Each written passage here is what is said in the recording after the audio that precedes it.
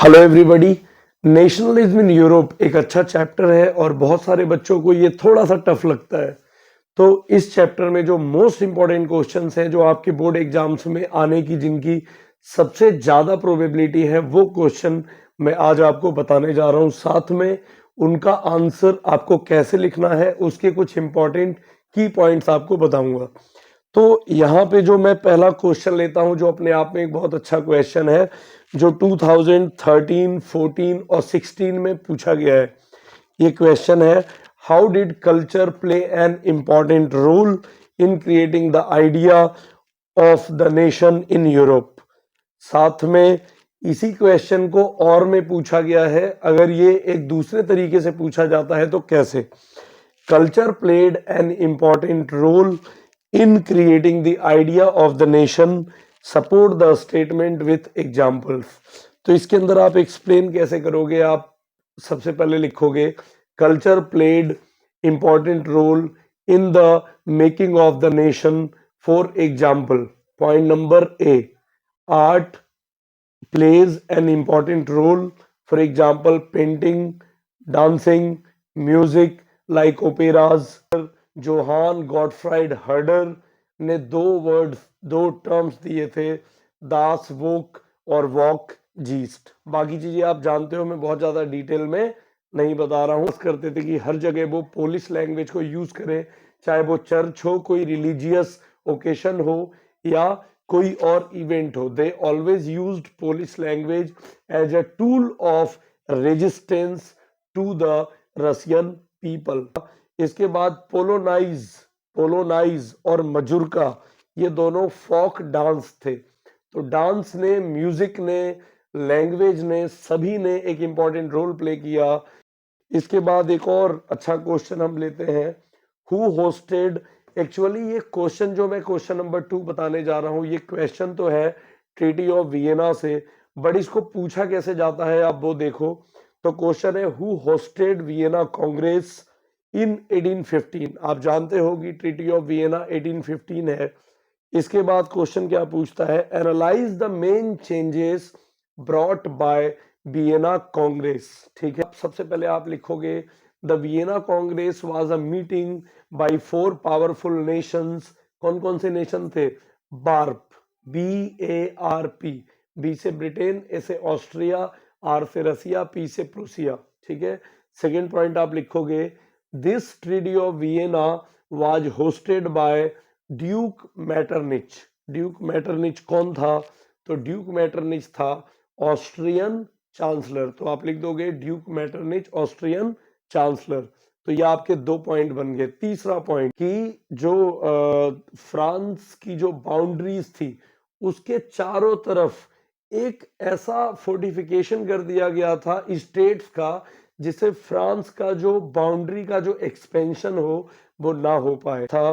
Baban dynasty was restored. ठीक है, इसके बाद सैक्सोनी एक नेशन था जिसको, या एक पार्ट था, एक टेरिटरी थी जिसको रसिया को दे दिया गया था, प्लस पोलैंड को भी रसिया को दे दिया गया था। और तो क्वेश्चन है, the first clear expression of nationalism came with French revolution in 1789। Examine the statement. और इसी क्वेश्चन को दूसरे तरीके से पूछा जाएगा, डिस्क्राइब एनी 5 स्टेप्स। ध्यान से सुनिए, describe any 5 steps taken by French revolutionaries to create a sense of collective identity among the French. States General जो था, जो मीटिंग करके जो टैक्स बढ़ाता था, लुई 16, तो States General was renamed as National Assembly. ये हो गया। इसके बाद आइडिया ऑफ, अब हम लिखेंगे पॉइंट्स कि क्या क्या पॉइंट्स वो लाए गए जिससे फ्रांस के अंदर जो है वो कॉन्स्टिट्यूशनल चेंजेस के बाद फ्रांस के अंदर एक क्लियर एक एक्सप्रेशन आया नेशनलिज्म का। तो वो क्लियर नेशनलिज्म का एक्सप्रेशन था ला पैट्री और ले सिटियोन। ला पैट्री का मतलब आप जानते हो फादरलैंड, ले सिटियोन मतलब all people are citizens of this nation. Tricolour French flag was introduced and जो रॉयल स्टैंडर्ड था दैट वाज रिमूव्ड। और इसके बाद तीसरा है uniform laws, standardized weights, measurements was introduced. फिर आप लिखोगे वही आपका नेशनल असेंबली जो स्टार्ट कर दिया गया था, नेशनल असेंबली जिसने लोगों को इक्वालिटी दिया। इसके बाद लास्ट आप लिख दोगे new hymns and new hymns were composed and new oaths were taken by it's people. Oath माने शपथ लेना, हाइम माने दोहे। तो ये भी क्वेश्चन फिर इंपॉर्टेंट क्वेश्चन मैं आपको बताता हूं। Describe the process of unification of Italy. तो इटली का यूनिफिकेशन, जर्मनी का यूनिफिकेशन और स्ट्रेंज केस ऑफ ब्रिटेन, ये तीनों अपने आप में इंपॉर्टेंट क्वेश्चन है। इन तीनों को आप कर लेना, ठीक है। इसके बाद बात करते हैं तो यूनिफिकेशन ऑफ इटली। तो आप जानते हो यूनिफिकेशन ऑफ इटली में जो यहाँ का इटली का जिसको आर्किटेक्ट बोला जाता है वो थे mister count Cavour. Cavour was the chief minister of Italy. पहला पॉइंट आप लिख सकते हो कि Cavour was the chief minister of Italy. इसके बाद गिसेप गैरिबाल्डी एक पर्सन थे जिनके पास रेड शर्ट आर्मी थी। अगर आप बुक में अच्छे से, तो यहाँ पे हम अब बात करेंगे विक्टर इमैनुअल सेकेंड। इसके बाद chief minister Cavour became architect of the Italy. Giuseppe Garibaldi का इंपॉर्टेंस है, गिसेप मैजिनी ने जो शुरुआत की और इस तरीके से Victor Emmanuel second finally Italy के किंग प्रोक्लेम कर दिए गए। अब मेरा अगला क्वेश्चन आता है जो अपने आप में बहुत इंपॉर्टेंट है। Describe the 3 economic hardships in Europe in 1830s। और ये पूछा गया है 2011, 2013, 2016 एंड 2019 में। अब इसी को देखो दूसरे तरीके से कैसे पूछा जाएगा, same question. Why were 1830s called the years of great economic hardship in Europe? Give 3 reasons. इसी को तीसरे तरीके से देखो कैसे पूछा जाएगा। The decade of 1830s had brought great economic hardship in Europe. Support the statement with argument. कभी भी आपको पूछा जाए support the statement, justify the statement, criticise the statement, evaluate the statement, examine the statement, आपको explain ही करना है, ठीक है।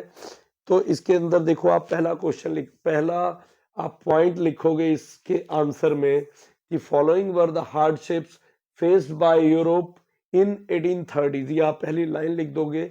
इसका पहला पॉइंट नंबर ए लिखोगे। पॉइंट नंबर ए में लिखोगे रैपिड ग्रोथ इन पॉपुलेशन। आप जानते हो कि इस समय 18th और 19th सेंचुरी में, 18th सेंचुरी के एंड में जो रैपिड ग्रोथ हुई थी पॉपुलेशन की वो आप अच्छे से समझते हो, ठीक है। तो रैपिड ग्रोथ ऑफ पॉपुलेशन और उनको इसके बदले में चाहिए था एम्प्लॉयमेंट। तो एम्प्लॉयमेंट चाहिए था, तो एम्प्लॉयमेंट चाहिए, ग्रोथ हो चुकी है पॉपुलेशन की तो एम्प्लॉयमेंट मिलेगा नहीं, अनएम्प्लॉयमेंट हो गया था, अनएम्प्लॉयमेंट बहुत ज्यादा था, पीपल हैड नो एम्प्लॉयमेंट। इसके बाद आप थर्ड सेकेंड पॉइंट हो गया आपका अनएम्प्लॉयमेंट और इसी में आप लिख दोगे unemployed youth migrated from rural area to urban area. ये सेकेंड पॉइंट हो गया, रूरल एरिया से अर्बन एरिया चले गए। थर्ड पॉइंट आप लिखोगे cheap machine goods, cheap machine goods were introduce. तो चीप मशीन गुड्स जो है वो इंट्रोड्यूस किए गए जिससे जो हैंडमेड प्रोडक्ट्स थे उनकी डिमांड काफी कम हो गई। इसके बाद पीजेंट सफर्ड, अगला पॉइंट है पीजेंट सफर्ड। पीजेंट जो थे उनको बेचारों को क्या प्रॉब्लम हुई, फ्यूडल ड्यूज थे, ऑब्लिगेशंस थे और भी बहुत सारी प्रॉब्लम्स थी। तो इसके वजह से प्राइस राइज, है ना, प्राइस राइज हुए और उन्होंने सबसे ज्यादा सफर किया because they had no money. अब चलते हैं मेरे अगले इंपॉर्टेंट क्वेश्चन की तरफ और ये बहुत इंपॉर्टेंट क्वेश्चन है सिविल कोड ऑफ 1804 के नाम से, जिसको आप जानते हो। इसको नेपोलियनिक कोड के नाम से भी जाना जाता है, नेपोलियनिक कोड 1804, ठीक है। और नेपोलियनिक सिविल कोड और 1804 ये क्वेश्चन भी 17, 16 और 15 में आ चुका है, ठीक है। मैं पूरा क्वेश्चन बैंक मेरे पास डिटेल है वो मैं लेके बैठा हुआ हूँ। तो यहाँ पर जो है 3 प्रोविजन है सिविल कोड के पूछे गए हैं, बट मैं आपको 5-6 सिविल कोड के बताऊंगा जो आप ऑलरेडी पढ़ भी चुके हो, तो एक तरह से आप इसको रिवीजन समझ सकते हो, ठीक है। प्रिविलेजेस बेस्ड ऑन बर्थ, पहला पॉइंट आप बनाओगे प्रिविलेजेस बेस्ड ऑन बर्थ। क्या किया गया था, इनको रिमूव कर दिया गया था, ठीक है। Privileges based on birth were removed by Napoleon. Second point आप बनाओगे he abolish feudal dues. Feudal dues को उसने क्या किया था, feudal dues manorial dues, serfdom, आप ये भी लिख सकते हो, ही अबोलिश्ड सर्फडम, ठीक है। और इसके साथ ही उसने क्या किया था, जिल्ड, अगला पॉइंट लिखोगे, जिल्ड रिस्ट्रिक्शंस वर रिमूव्ड, जिल्ड रिस्ट्रिक्शंस को क्या किया था, रिमूव कर दिया था।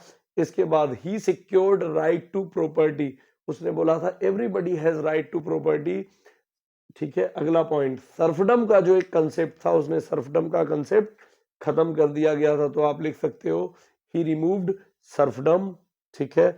इसके बाद आप लिखोगे uniform laws, uniform measures, uniform systems were introduced. साथ में आप ये भी लिख सकते हो कि उसने जो है वो करेंसीज को भी कम कर दिया था, जिससे ट्रेड में आसानी होती थी। चलो अब इसके आगे चलते हैं, ठीक है। एक और अच्छा सा क्वेश्चन है, मॉडर्न स्टेट और नेशन स्टेट। तो नेशन स्टेट फ्रांस बना था उस समय में, नेशन स्टेट मॉडर्न स्टेट भी आता है, ठीक है। इसको भी आप याद रखोगे। जो नेशन स्टेट था इसका कंसेप्ट भी बहुत इजी है, शेयर्ड हिस्ट्री, ठीक है। इसके बाद शेयर्ड हिस्ट्री हो गया, उनका स्ट्रगल जो होता था वो सेम होता था, जैसे इंडिया का भी स्ट्रगल सेम था ब्रिटिश के अगेंस्ट, है ना। फ्रांस का भी स्ट्रगल सेम था मोनार्क के अगेंस्ट, ठीक है। शेयर डिसेंट, उनका जो डिसेंट होता था, जिस कल्चर से जो वो आते थे वो सेम होता था। बट जो मॉडर्न स्टेट होता था, ठीक है, तो मैंने आपको क्या बताया, नेशन स्टेट में शेयर्ड हिस्ट्री, शेयर्ड स्ट्रगल और सेंस ऑफ कॉमन आइडेंटिटी, सभी की जो पहचान होती थी वो सेम होती थी। अब हम आते हैं मॉडर्न स्टेट में। तो मॉडर्न स्टेट को आप डिफाइन कर सकते हो सेंट्रलाइज्ड कंट्रोल, जैसे आप आज इंडिया में आप देखते हो सेंट्रलाइज्ड कंट्रोल है नेशनल गवर्नमेंट का, सेंट्रल गवर्नमेंट का, over a clear defined territory. Bharat की जो टेरिटरी है, क्षेत्र है, वो क्लियर डिफाइंड है। इसके अलावा सोवरेन कंट्रोल है, सोवरेन कंट्रोल है, सोवरेंटी, सोवरेंटी आप समझते हो ना, सोवरेंटी का मतलब होता है क्या, सोवरेंटी का मतलब होता है where you are able to take your internal and external decisions without any external interference, जहां पे भारत अपने देश के फैसले, अब अमेरिका कह देगा तेल मत खरीदो रसिया से, भारत माना क्या, नहीं ना। तो यही है, क्या है, सोवरेनिटी, ठीक है। Thank you.